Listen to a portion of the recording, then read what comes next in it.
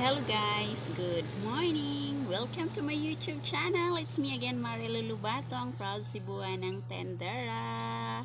So for today's video guys, July 5, 2024, ang isi-share ko sa inyo is yung aking mga binibinta na gami. Ayan.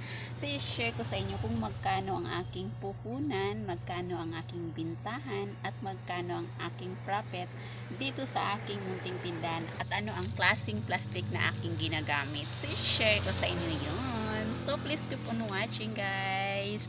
Ayan. Ang itong gamit na to guys is 2.5 kilos ang bawat variant nito guys. Itong aking mga binibinta yan. Maguna tayo dito sa banana. Meron tayong gummy worm. Ayan. At saka si gummy flower na napakaganda guys. Ayan. At saka si gummy strawberry.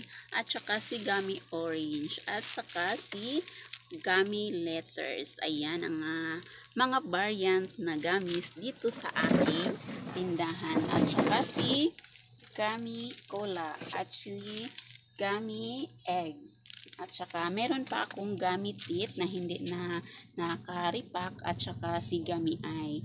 So ito siya guys is nagkakahalaga ng bawat 2.5 kilos guys is 325 pag sa city ka namimili. Pero pag dito lang malapit sa amin is 350 bawat 2.5 kilos. So, isi-share ko sa inyo magkano ang laman sa isang 2.5 kilos na ganito guys at magkano ang profit.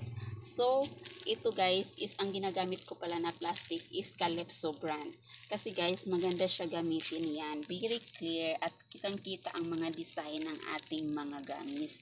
So, ang bintahan ko pala nito is bawat balot nito 5 pesos. Ayan, 5 pesos ang ating mga gamis. Bintang mabenta ito sa aking mga bata na tumir. Ayan, i-share ko sa inyo kung magkano ang inabot sa isang 2.5 bawat pack. Dito sa ating gummy egg. Ayan.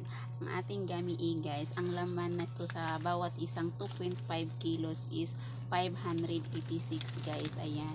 So, ang kuha ko nito guys is 325 pesos. Kasi sa city ako namimili guys. Pag dito ako sa amin, 350 pesos to guys. To 380 ang puhunan. So, malaki ang difference niya guys. Pag sa city tayo mamimili. Kasi sobrang mura lang doon. So, ang profit natin ito guys is 261 pesos bawat 2.5 kilos guys. So, next is ating gummy cola. Ayan. Ito si gummy cola guys. Ang laman sa isang 2.5 is 579 pieces.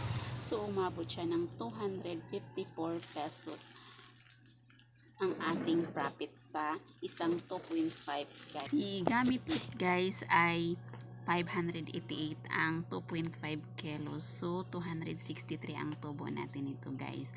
At si gummy eye is 549 pieces ang laman sa 2.5.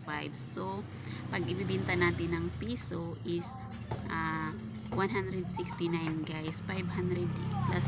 Dito pa ko siya sa city binibili. Pag dito ko siya binibili malapit sa amin. So, medyo maliit ang ating kinikita kaya hindi ko ito siya binibenta na piso isa kundi 4-5 piso guys. Alam nyo kung bakit ko malalaman kung magkano ang mga laman sa isang ganito guys, kasi matyaga akong magbilang. Bilangin ko talaga kung magkano ang laman kasi hindi natin alam kung hindi siya kasya sa 4-5 piso or 3-5 piso na ba ang binta natin, kung dili kasya pa ba siya sa piso isa guys, may kikitain pa ba tayo tulad ng mga candy natin ngayon na minsan 25 pieces lang ang laman tapos ang puhunan is 28 pesos. So hindi siya kaya ibenta sa isang piso bawat isa. So matyaga tayong bibilangin kung magkano ang laman ng mga candies or mga gummies na mga binibinta natin para sure tayo na may kikitain tayo. So that's all my video for today. Kayo natutunan sa aking videos.